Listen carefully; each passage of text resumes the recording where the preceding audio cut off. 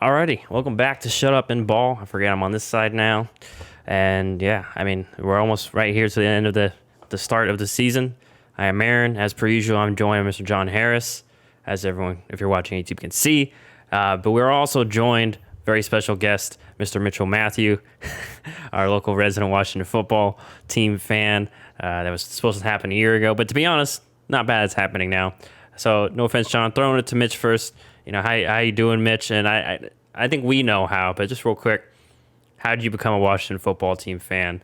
And if you want to explain that real quick for the people at home. You know, because of this man right here. There's a Sean Taylor. Rest in peace, his soul. Been a fan for about 16, 17 years. Diehard Washington. I bleed burgundy and gold. I love their colors. That's one of the things I love. I'm glad they didn't change the logo completely because their colors, their uniform colors, at least the combinations are really good. Obviously, you had to change the logo. But John, how you doing? I see you're ready for this episode. Obviously, repping your Cowboys. I'm doing good. I'm ready for this episode. I'm glad that Mitch won't be here when we talk about the Cowboys, and I'm glad that I will be here when we talk about Washington. And before we get started, Mitch, I do have a question for you. Out of all the names that you heard, would you rather stick with the Washington football team or go with any other name they could come up with? I've been hearing a lot of names out there. The ones that I stood out to me, I kind of like the Red Wolves. I'm a huge Wolves. I like huge Wolves fan, so I think that's pretty good. But I wouldn't be opposed to them keeping the Washington football team. It's unique. A lot of other sports do it. I think I wouldn't hate the name if it stayed the same, but I could see the Warriors or the Red Wolves. They kind of stick in the ring pretty well. I don't think y'all will do the Warriors for the simple fact that everybody's just going to think of Golden State, and that'd be weird. Yeah, possibly. All right, anyway, that's all I got. Okay. All right, so we're just going to jump right into it. I'm going to name off some of the offseason moves, and I'll throw it to Mitch first. But let me do that first. So a bit of changeover. Alex Smith left. I think he technically retired, right? Did he? Or I forget. Yeah. He's not part of the team anymore. He got cut, and then he retired because he got okay. cut. Anyway, and then obviously Ryan Kerrigan left. Morgan Moses was a surprise cut as well, and he left as well. Ronald Darby, Reuben Foster, who I believe was talking to the Jets earlier today. Let me see if I can. Once again, I'm just trying to make sure I didn't miss anybody else important. That's really about it, unless someone popped up in your head, Mitch. But so that's in terms of losses. In terms of gains, apparently y'all brought back Eric Flowers. Am I seeing this right on Over the Cap? Yes, you we brought did. back Eric Flowers. Yeah, I left guard. We also lost what's his name? You said Darby and Darby? Kevin Pierre-Louis, if that's what you're thinking about. Brought in Eric Flowers, brought in Charles Leno Jr., who's a solid tackle, Adam Humphries, and then also Bobby McCain, Ryan Fitzpatrick, who is, I think they've already named him Week 1 starter, correct? Yep. And then obviously one guy I really liked, William Jackson III. I think that was a great signing. And then Tyler Lawson, and then Curtis Samuel too was another good one there as well. And then in terms of the draft, first round at 19, got linebacker Jamin Davis, a guy I wasn't high on, but I saw I can understand the need and the fit, and he can still probably play. I think I tackled Samuel Cosme out of Texas in the second round. Third round got a cornerback, Benjamin St. Justy out of Minnesota. Juice, thank you. Wasn't sure if I need to pronounce that properly. But then last but not least in the third round, got a guy I really liked, Dami Brown, another wide receiver out of North Carolina. So I'm going to throw it to you, Mitch. How do you feel about your team's offseason and how it will impact this season going forward? I really think we got better. I think we got better on both fronts of the ball. We did lose Darby. We lost Kerrigan. I believe he went to the Eagles. But I think we did get better with adding William Jackson. We get a fresh Landon Collins. He'll help the run defense tremendously. And then there's a sleeper guy that people don't talk about, Matt Iannitis. He's coming back healthy. He's going to be in that rotation for the D-line, which I believe is top 2, top 3 in the league. On the offensive side of the ball, we're going to get a new signal caller, no more Dwayne Haskins, no more Alex Smith, no more Kyle Allen. We have a journeyman in Mr. Ryan Fitzpatrick. Hopefully we get the Fitzmagic and not the tragic. But I think he will bring a level of quarterback play we haven't seen probably since in the beginning before Alex Smith got hurt or Kirk Cousins. I think if he could not turn over the ball, he'll be great for us. We also added Curtis Samuel, who's a speedster. You add him with Terry McLaurin and Antonio Gibson, all people that run 4.3s. I think we're gonna be fast. 4.3 if he yeah, did the 40s Diami's up there. Yeah, Diami I think is gonna be really big addition to our team. You know, he brings that like flair to our receiving core. He could go up and get the ball. He had a really good catch in the preseason also, the back shoulder from Fitzpatrick, which I really love to see. Yeah, and then obviously you also have Logan Thomas to that if he can build on what he had from last year. So a lot of exciting stuff. But yeah, so you did mention Fitzpatrick. And I think, I don't know how John thinks, I'll throw it to you in a second, John, but I think we saw Miami Fitzpatrick. If you can get at least Miami Fitzpatrick, you'll be fine. And I think that's what he is. He's actually, gotten, I know he's older, and some people think can't teach old dog new tricks, but he's gotten better at taking care of the ball as he's gone on throughout the years. So, but all right, John, I know this is, a rival team in your division. How did you feel about their offseason and what they did? I liked some moves a lot, and then some kind of puzzled me.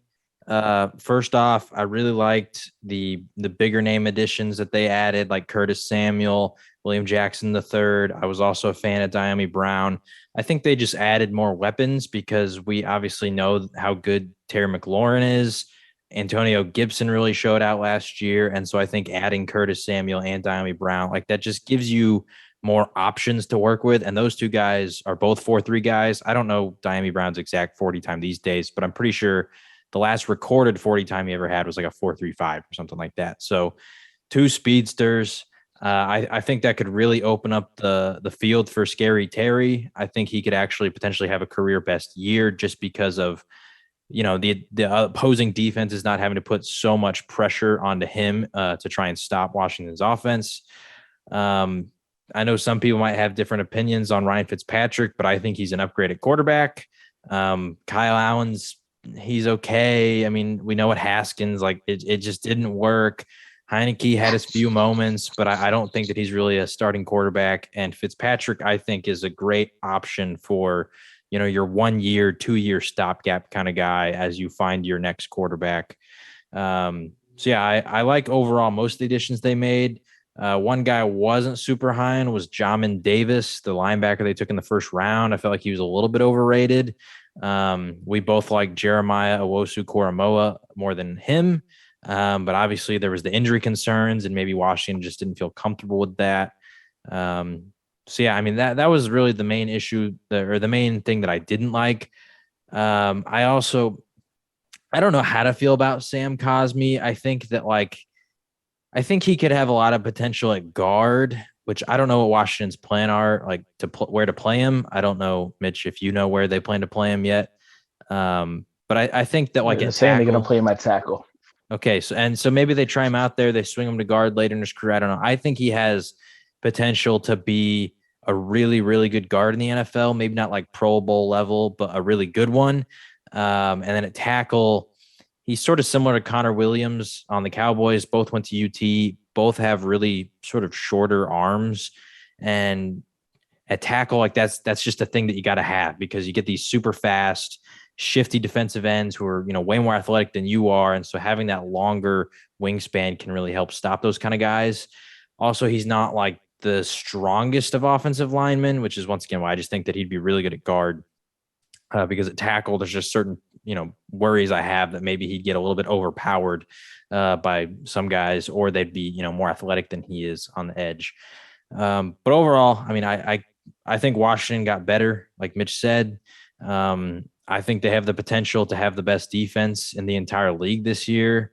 You got Chase Young in year 2, the two Bama boys, the defensive tackle spots, Montez Sweat, their two cornerback spots are, real solid now, bringing back Kendall Fuller and William Jackson III, who I think was really underrated at corner. So yeah, I mean, they have all the pieces to have a good season this year. I think obviously, even though they have Fitzpatrick and it's an upgrade, that's still just a big question mark because he has had some inconsistencies over his career. And we've seen with so many teams that as good as you can be, if your quarterback situation isn't fully, solid, then you could lose some games that maybe you should have won. So yeah, overall, I think Washington's maybe a team that's kind of flying under the radar right now. I don't know what y'all's win total is right now, like in the Vegas betting odds. I think it's like 8.5 or 9. I feel like that's kind of low because out of all the NFC teams, I think the safest bet right now to actually win the division would be Washington because they have a really good defense, they have playmakers on offense, and they have, a veteran quarterback. So yeah, overall, I like their offseason. As a Cowboys fan, I don't like when the other opponents have good off seasons, but I got to give them credit. I think they did well. And they're one of those teams that, like, if they can get a really elite quarterback over like the next 3 years, you got to be worried. Yeah. So I guess I'll start with my evaluation. Obviously, I think I've already told Mitch, I already alluded to, I love the William Jackson pickup. Added with that front four, and I'm with Mitch. It's easily top 2, top 3 in the league, if not one. Especially when you mentioned Matt Iannitis is just a rotation guy. That's a pretty good defensive. Which, by the way, real quick, I don't know if y'all saw this. Troy Apke has apparently been moved to cornerback, which is the first white corner that could maybe start a game this year in like over a decade. I didn't even know that was even a thing. So the last one was Jason Sehorn for the Giants. That was like early 2000s. Damn. But regardless, I mean, I love. I think the defense will be better, even though we weren't high on John Davis. I mean, like I said, they definitely got better talent wise, and then like Mitch mentioned, Chase Young. I think he was out half of last year too. So now this year he'll have a full training camp under his belt. He's already got experience in the NFL from his last year. So. He's gonna be more scary. I mean, everyone knows I love him. I got all that flack for him at 2. I had 2 of my edge rushers. But and then on the offense, like I just think 2 more weapons. And I think obviously I think we all believe Fitzpatrick is an upgrade over the situation that he dealt with last year. And even if he's not the answer, I mean, I think Heineke can be solid enough. That they'll be a playoff team. I imagine that because. Like we saw last year, just take care of the ball. This defense is so good that you just don't blow the game. Maybe make a throw. We might need you to make a throw or 2 here to, a big throw. Other than that, just manage the game. But regardless, I mean, this is, in my eyes, I know we're going to talk about the rest of the division, but in my eyes, this is my division, my favorite to win the division of this team. And that's not because Mitch is here. I would say even if Mitch wasn't sitting here staring at me. I mean, I'm the Cowboys fan, and I said they're the safest pick as of right now. So there's just question marks about everybody else. And maybe it's at 8.5 because, I mean, do have a rough start to the season. The Chargers aren't an easy out, and then the Giants week 2 on Thursday night. So you get a short week to go to play the Giants, and then you're gonna go to Buffalo to play Buffalo and Josh Allen. So that would be a great test for the defense. And then, Falcons, okay, Saints, and then you play the Chiefs week 6. So, and then my Packers right after that. So by the way, a few weeks later, you play the Bucks right off your bye. But at least you get the bye for the Bucks. So that 3 weeks is rough, though. It is rough. Yeah, it's a big. Or 4 weeks. But I mean, at the end of the season, you do have a little bit more. You have the Giants again, week 18, Philly. You have a lot of division games, really. Last 5 are division games, and then you have the Raiders right before that. So. Yeah, I love this team. This is a team that it's not. I think they're going to fly on the radar again this year. It's going to be one of those teams where no one cares. Oh, they won 20-17. No one cares, And then all of a sudden, when we look at the end of the year, and kind of like in the wild card game last year, like, oh my gosh, they almost beat the Bucks. It's because they have a great front seven, and they were one of the few teams that has a talent just to stop the Bucks run game and pass game. But any final thoughts or anything you want to add on there, Mitch? Go Washington. I have a quick question for you, Mitch. Yeah, what's up? Obviously, this is pure hypothetical because as of right now, Deshaun Watson is dealing with all the allegations. But let's say that he got fully cleared tomorrow and the Texans say, we're trading him, give us your best offer. Because obviously Houston's going to want a lot of picks, probably 3 firsts is what I'm hearing. And maybe a young defensive talent. I'm imagining that Chase Young is off the table in your mind, but who else outside of Chase Young would be off the table? And if Deshaun Watson was available, would you even want him? Of course, Deshaun's a great quarterback. If he's, all these legal situations are gone, he's scotch free. I wouldn't mind us taking a look. He's a very young quarterback.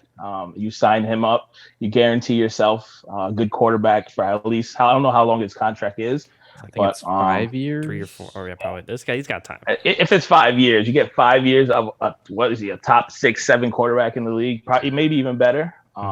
He brings a new aspect to the team we didn't have, which he could run the ball also, which a lot of the other quarterbacks couldn't. Of course, I would. The people that would be untouchable.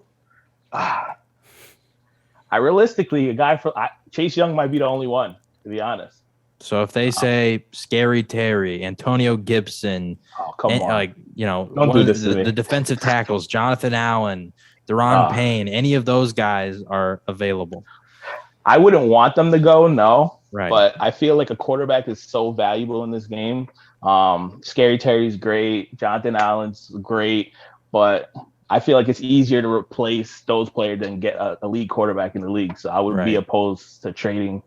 I don't like to say it, but I'll be opposed to trading them over, get Deshaun Watson. All right. So let's say then they come to Washington. They say we want 3 first-round picks, one of those players that I named, and like a second-round pick. Would you do it? Archie, 3 5s, Mitch. I feel like that's got to scare you, right? Yeah, it scares me because last time we Gibson. traded our pick, RG3, we traded all our first-round picks, and then he didn't pan out for us. So and keep in mind that kind of price tag could probably get you like the first overall pick next year, and then you're picking from all the college quarterbacks there. The Oklahoma guy, Spencer Rattler. Yeah, Spencer Rattler. I don't know if you want him. No, he's not good. He's one of the options, though. We don't know. We got to see this year, but man, it's tough. I say you have to go for him, man. It's a quarterback. It's very hard, especially a guy. He's like 26 years old. If we get him for 5 years and then we could maybe extend him, you got to take a chance at a quarterback. I don't know, bro. You're telling a Washington fan to give up his old team. I feel like for any team it's going to be hard, except for maybe Miami because they got all those draft picks. It's kind of ridiculous. Oh yeah, but I feel like you got to make a move for Watson. If he's an elite quarterback.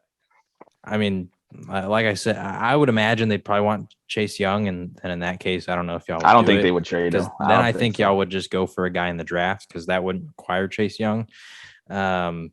But yeah, I mean, like I said, if with that defense, if Chase Young's not in the deal, I think Washington would totally do it.